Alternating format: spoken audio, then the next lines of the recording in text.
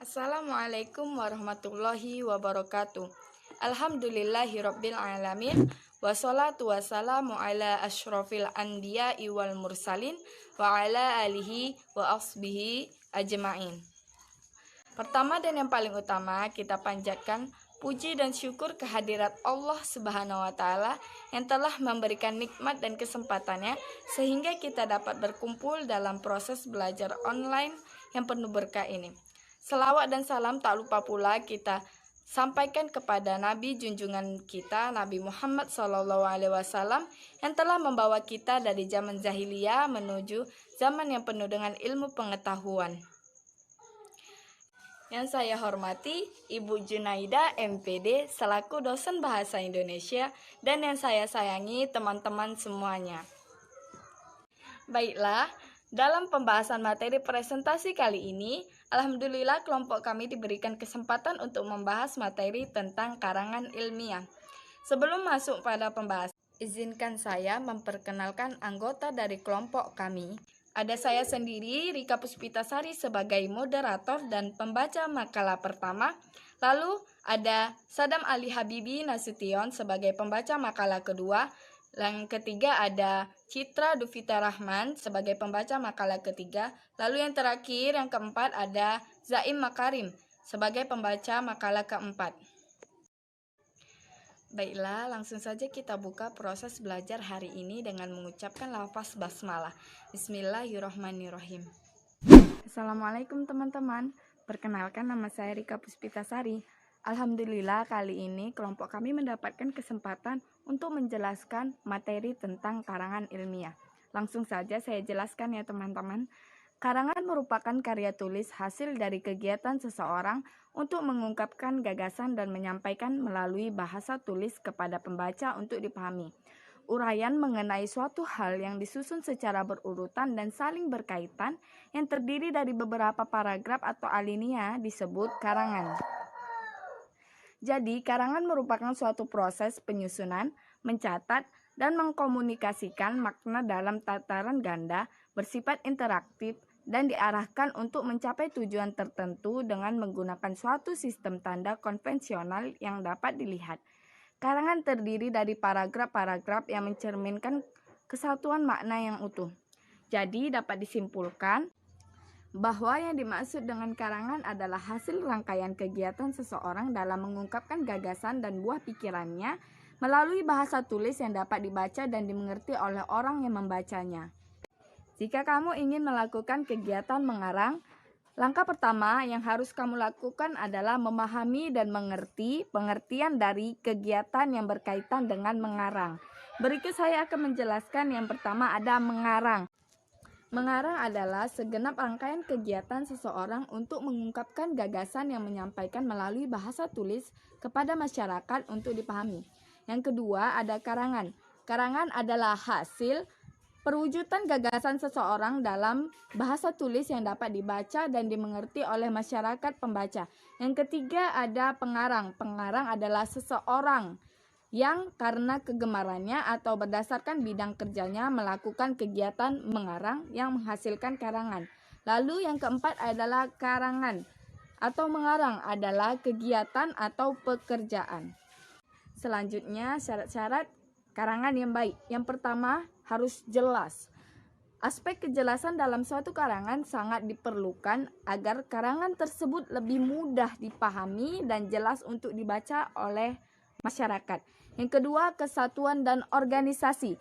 Aspek kesatuan yang baik tampak pada setiap kalimat penjelas yang logis dan mendukung ide paragraf. Sedangkan aspek organisasi yang baik tampak dari posisi kalimat yang tepat pada tempatnya, dengan kata lain, kalimat tersebut tersusun dengan urut dan logis.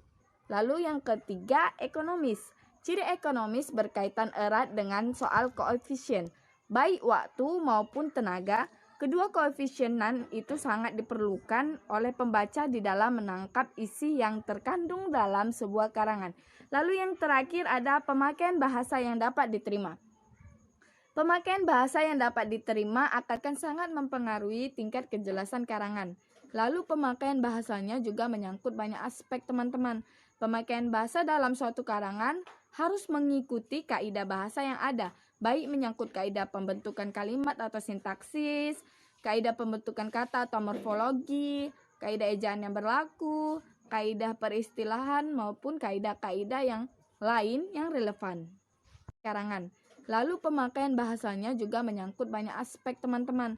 Pemakaian bahasa dalam suatu karangan harus mengikuti kaidah bahasa yang ada, baik menyangkut kaidah pembentukan kalimat atau sintaksis, kaidah pembentukan kata atau morfologi, kaidah ejaan yang berlaku, kaidah peristilahan maupun kaidah-kaidah yang lain yang relevan. Saya Sadam, saya akan melanjutkan penjelasan sebelumnya.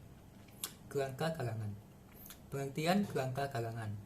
Kerangka karangan merupakan suatu rencana kerja yang memuat garis-garis besar dari suatu karangan atau tulisan yang akan ditulis atau dibahas. Susunan sistematis dan dari pikiran-pikiran utama dan pikiran penjelas yang akan menjadi pokok tulisan, atau dapat juga didefinisikan sebagai satu metode dalam pembuatan karangan, yang mana topiknya dipecah ke dalam sub-subtopik dan mungkin dipecah lagi dalam sub-subtopik yang lebih perinci. Pola susunan outline atau kerangka karangan yaitu suatu urutan unit-unit kerangka karangan sesuai dengan keadaan yang nyata di alam. Disebut pola alamiah karena memakai pendekatan berdasarkan faktor alamiah yang esensial. Pola alamiah mengikuti keadaan alam yang dimensi ruangan waktu. Pola alamiah terbagi menjadi tiga. Yang pertama, kronologis. Urutan yang didasarkan pada urutan peristiwa atau tahap-tahap kejadian. Biasanya tulisan seperti ini kurang menarik minat pembaca. Yang kedua, spasial atau ruang. Landasan yang paling penting.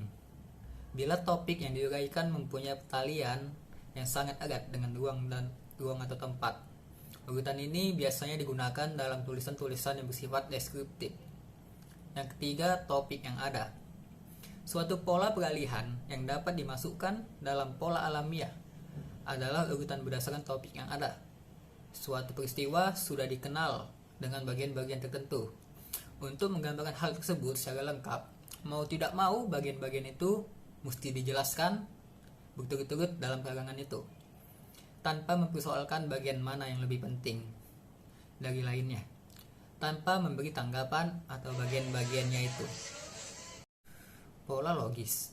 Tanggapan yang sesuai dengan jalan pikiran atau menemukan landasan bagi setiap persoalan mampu dituang dalam satu susunan atau urutan logis.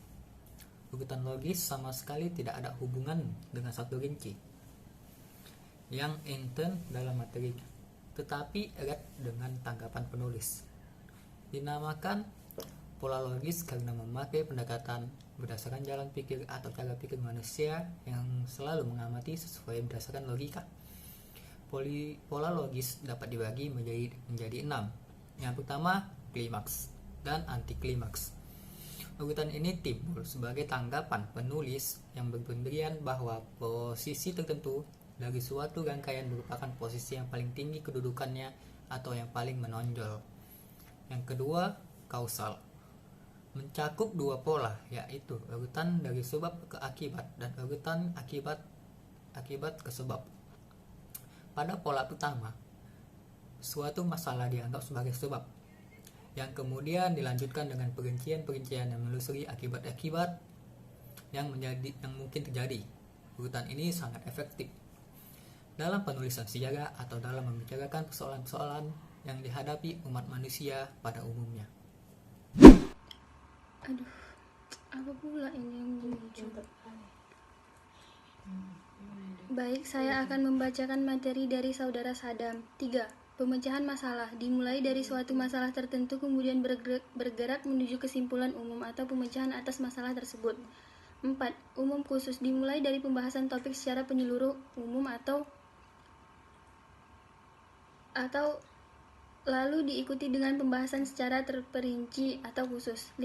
Familiaritas adalah dimulai dengan menggemukakan suatu yang sudah dikenal kemudian berangsur-angsur pindah kepada hal-hal yang kurang dikenal atau belum dikenal.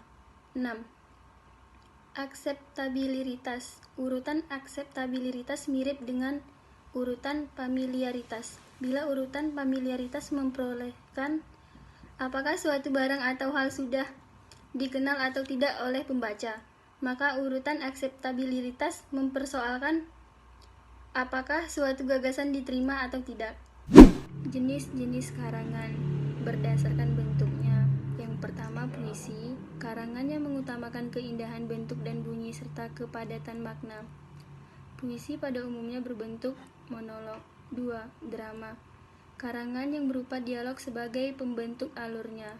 3. Prosa. Jenis karangan yang disusun secara bebas dan terperinci, bentuknya merupakan percangkokan monolog dengan dialog. Prosa terbagi dalam 2 macam. Yang pertama yaitu fiksi. Fiksi adalah karangan yang disusun dalam bentuk alur yang menekankan aturan sistematika perceritaan, contohnya novel dan cerpen. Yang kedua, non-fiksi. Non-fiksi adalah karangan yang menekankan aturan sistematika ilmiah dan aturan-aturan kelogisan, contohnya esai, laporan penelitian, dan biografi. Berdasarkan cara pengajiannya.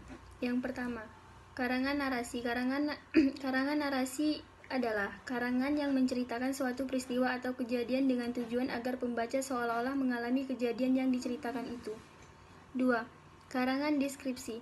Karangan deskripsi adalah karangan yang menggambarkan suatu objek dengan tujuan agar pembaca merasa seolah-olah melihat sendiri objek yang digambarkan itu. 3.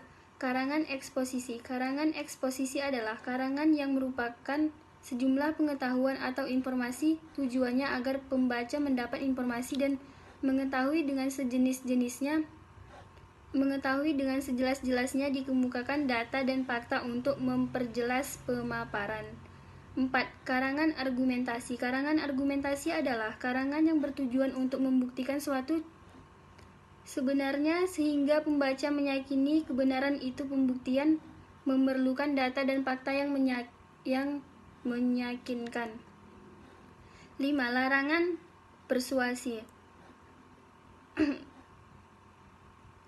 Larangan persuasi adalah larangan yang bertujuan untuk mempengaruhi pembaca. Karangan ini pun memerlukan data sebagai penunjang. Saya akan melanjutkan pembahasan dari Citra Duvita. Berdasarkan masalah yang disajikannya. Yang pertama, karangan populer. Karangan yang membahas sehari-hari dengan menggunakan ragam bahasa yang digunakan masyarakat pada umumnya. Yang kedua, karangan ilmiah. Karangan yang membahas masalah-masalah yang berkaitan disiplin ilmu tertentu. Ragam bahasa yang digunakan bersifat teknis yang hanya dipahami masyarakat tertentu.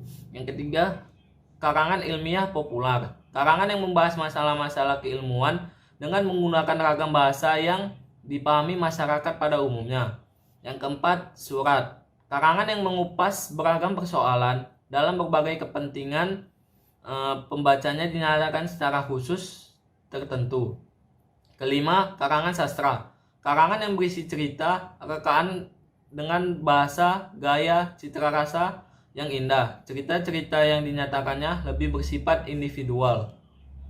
Tujuan penulisan karangan. A. Tujuan penugasan, assignment purpose.